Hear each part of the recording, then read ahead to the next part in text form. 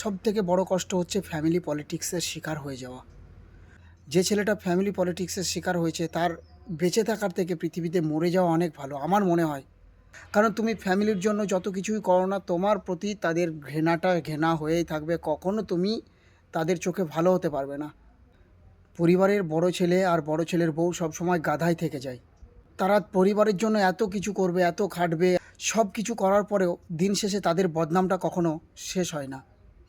কারণ তাদের মাথার উপর এতটা দায়িত্ব থাকে যে তারা ফ্যামিলি পলিটিক্সের শিকার হয়েও কখনো কাউকে কিছু বলতে পারে না।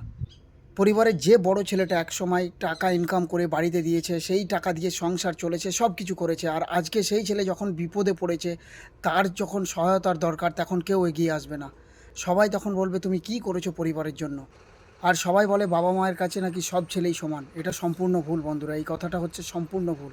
কথাটা তিতে হলেও সত্যি। বাবা মা খুব ভালো করেই জানে যে কোন ছেলের মাথার উপর কাঁঠাল ভেঙে অন্য ছেলেকে খাওয়াতে হবে।